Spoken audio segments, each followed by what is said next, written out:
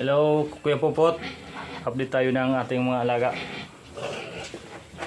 Itong anak ni Jilay.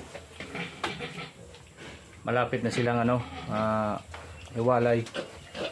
Ayan. 25 days na sila ngayon. Doon muna pansamantala yung mga big. Kasi yung sa kanilang lagayan mayroon pang laman.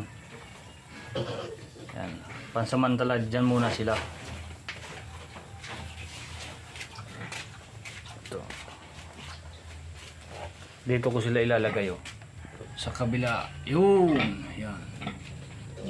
Tapos ito tatanggalin natin yan dyan.